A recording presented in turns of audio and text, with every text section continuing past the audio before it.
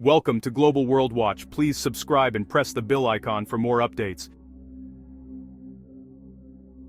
November 10, 2025. The Florida coast wakes to calm seas, but just beyond the horizon, a different kind of storm is brewing. A Russian naval flotilla, led by a nuclear-powered submarine and a modern frigate, cuts through international waters. Its destination: Cuba. This is no routine port call. It's a calculated show of force, a steel message aimed at the United States. U.S. intelligence tracks the fleet's progress, but the Russians aren't hiding. They want to be seen. As the ships approach, they're joined by two 95 Bear bombers, Cold War icons capable of carrying nuclear payloads, skirting the edge of American airspace. U.S. fighter jets scramble, intercepting the bombers in a tense aerial ballet just miles from American soil. This isn't a drill. It's a demonstration. Russia's military might, right at America's doorstep. The sight of Russian warships and bombers so close sends a ripple of unease through Washington and across the nation.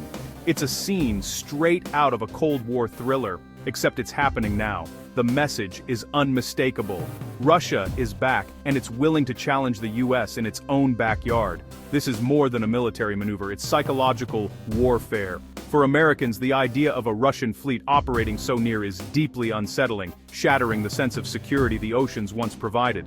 The Kremlin's goal: dominate headlines, force the White House into a reactive stance, and signal a dangerous new chapter in U.S.-Russia relations. The world is watching, and the stakes have never felt higher.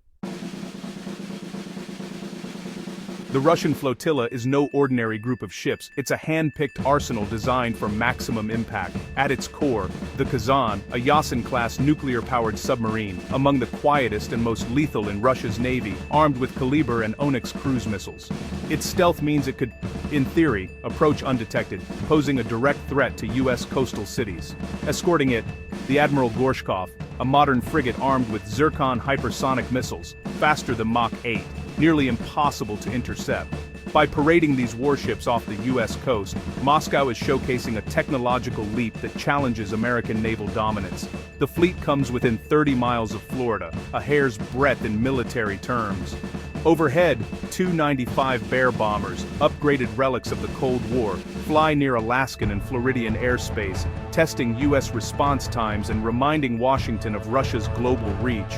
This is a coordinated display of command and control, meant to impress and intimidate. The combination of advanced submarines, hypersonic missiles, and strategic bombers is a multi-layered threat. It's not just flag-waving, it's a credible capacity to strike the U.S. homeland from sea and air. The proximity of the fleet marks a clear escalation, more provocative than any Russian deployment since the Cuban Missile Crisis. The message: the strategic buffer the U.S. once enjoyed, is shrinking. Russia is signaling that the old rules no longer apply. The U.S. must now contend with a new, more dangerous reality. The world's balance of power is shifting, fast. This Russian maneuver is no isolated event. It's the result of years of rising tensions and perceived Western encroachment, Moscow's main grievance, NATO's relentless expansion, bringing the alliance right up to Russia's borders. The recent inclusion of Finland and Sweden was, for the Kremlin, the final straw, turning the Baltic into a NATO lake. U.S. military buildups in Poland and Romania, advanced missile defenses and large-scale exercises only fuel Russian fears. While Washington calls these moves defensive, Moscow sees them as a direct threat. The Arctic is another flashpoint, with the U.S. and NATO challenging Russia's dominance as new shipping lanes and resources open up.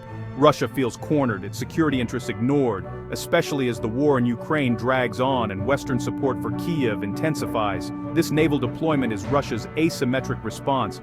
If the West brings its military to Russia's doorstep, Moscow will bring its own to America's. The operation is a global signal. Russia's reach isn't confined to its borders. The world is witnessing a new era of brinkmanship. The stakes: nothing less than the future balance of global power. The message is clear: containment cuts both ways. At its core, this operation is about power and pride. Russia wants to remind Washington and the world that it's a global force, not to be ignored or contained. After years of sanctions and isolation, the Kremlin is reasserting itself, mirroring U.S. naval deployments near Russian and Chinese shores. The message: What's acceptable for America is now acceptable for Russia. By conducting drills in America's near abroad, Moscow is forcing the Pentagon to divert resources, creating new dilemmas for US planners.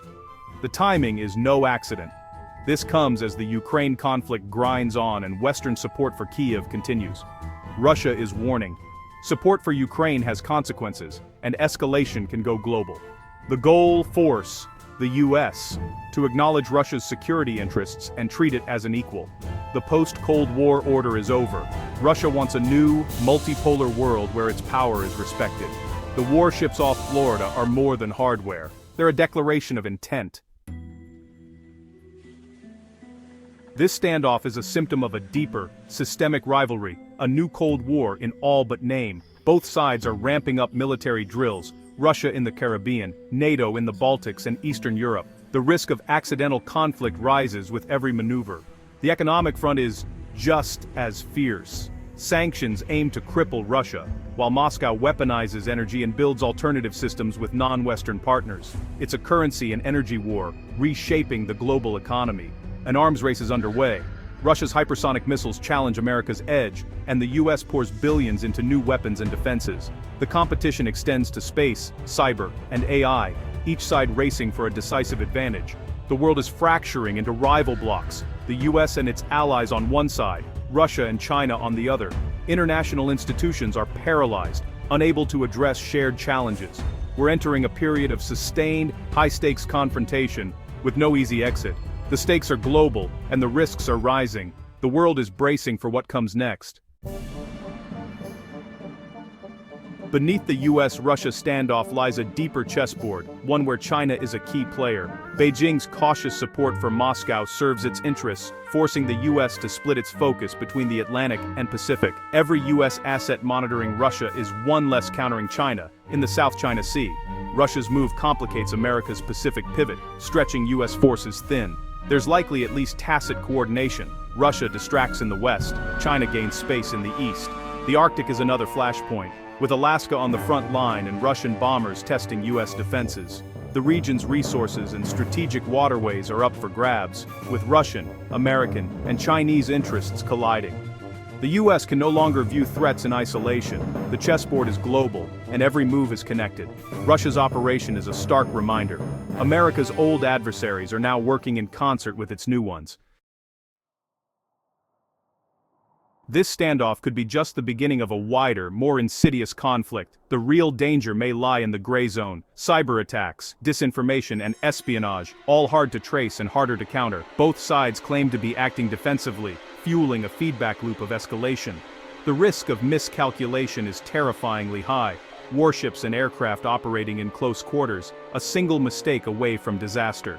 In today's climate of distrust, even a minor incident could spiral out of control. The crisis management channels of the old Cold War are frayed or gone. As military budgets soar and alliances harden, the world grows more unstable and unpredictable. For ordinary people, this means economic disruptions, cyber threats, and the anxiety of living under the shadow of great power conflict. Global peace is more fragile than ever. The world is holding its breath, hoping leaders can step back from the brink. The next move could shape the future for decades to come.